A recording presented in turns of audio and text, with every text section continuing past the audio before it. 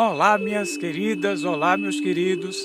Saudações a essa joia preciosa que é o seu coração, que a gente pode até chamar de cor em ação, co-oração, né? Co e ação, enfim, dá para desdobrar a própria palavra em vários sentidos, né? Mas o sentido maior, maravilhoso dessa joia é o amor, é a expressão do aqui e agora, é essa manifestação. Então, minhas queridas e meus queridos, saudações a essa força, a esse instrumento que toca essa música, cuja compositora é a própria consciência. Então, minhas queridas, eu venho aqui com muito prazer trazer mais outra mensagem quântica do umbigo. E eu venho dar continuidade, apesar que em termos quânticos não existe continuidade, mas para a gente facilitar os conhecimentos nessa esfera que nós estamos aqui, da terceira dimensão, precisamos realmente contar com um pouco da continuidade para a gente entender e adentrar nas atmosferas da descontinuidade, né? Então, o vídeo, de uma certa forma, é uma sequência para a gente gerar um entendimento sobre esse aspecto. Porque quanto mais eu compartilho o pouco que eu sei, mais eu aprendo, mais eu compartilho essa vibração. E quanto mais você ver esse vídeo, mais você recebe as vibrações da Umbi Healing. Em algum nível você está recebendo essa vibração. Observe, fique atento ao que é que pode acontecer na sua vida só de você ver esse vídeo, por incrível que pareça. Eu recebi essa mensagem é verdadeira, ela é impressionante, ela é forte. Comece a observar o que pode acontecer só em você ver esse vídeo, porque a vibração da Umbi Healing independe de mim. Ela é uma vibração nossa que está num campo muito mais sutil e que se desdobra através das esferas, ou seja, dos campos de toros, né? Que é uma vibração que está muito além do ego, que está muito além do que a gente possa imaginar, está na atmosfera do desconhecido. Então, minhas queridas, a mensagem quântica de hoje, né, é sobre o caráter anal. Vou falar um pouco mais sobre essa estrutura de caráter. Também pode ser chamada de caráter compulsivo, também pode ser chamada de caráter masoquista. O masoquista aqui é não no contexto freudiano, no contexto de dor e sofrimento, embora existam ingredientes em nível muito baixo sobre essas características, mas é outra versão. Não quer dizer que uma pessoa que apresenta essa estrutura de caráter seja necessariamente uma pessoa sádica ou masoquista, embora exista em pequenas gotas, em pequenas dosagens, né? Então, minhas queridas, a pessoa que apresenta uma estrutura de caráter anal, né, ela é uma pessoa que contrai, ela é uma pessoa que guarda, né? Pois, como eu falei no vídeo anterior, se porventura você não viu, eu recomendo que você o veja.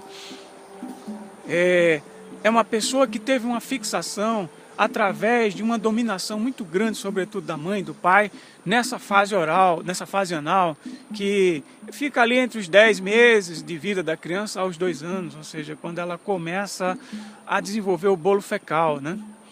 E muitas vezes a mãe, sem nenhuma maldade, mas por inteligência, por cumprimento de missão, ela está ali, às vezes, dentro da sua lógica, querendo apressar o processo de treino da criança ao vasinho, né?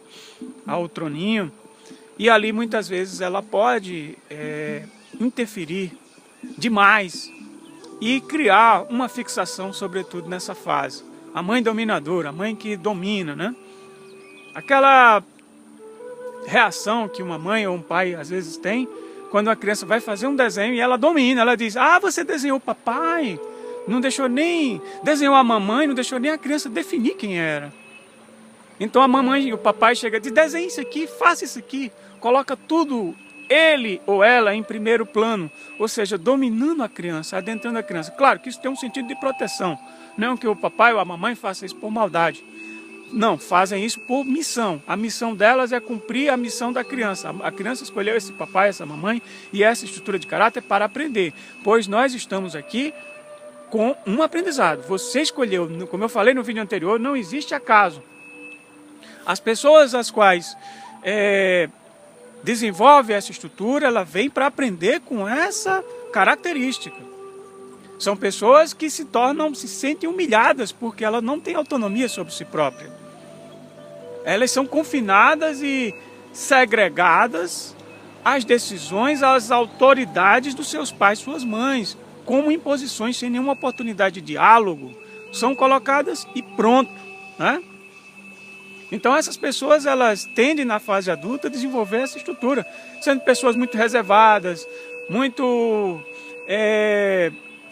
reprimidas, são pessoas deprimidas também, tendem a um processo de depressão, elas tendem a não aceitar conselho.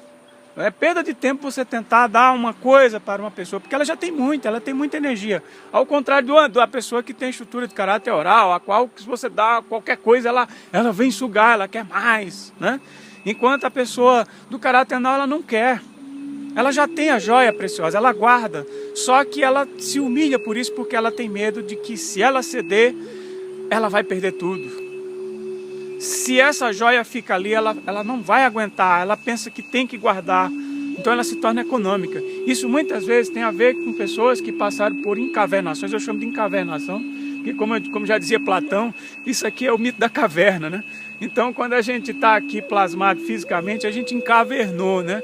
E nessa encavernação, a gente quando faz a passagem, sai da caverna, tanta informação que a gente nem imagina o que é, que não tem como a nossa caixa aqui em 3D processar as informações que se passaram nesse período intramissivo, né? Então o que acontece?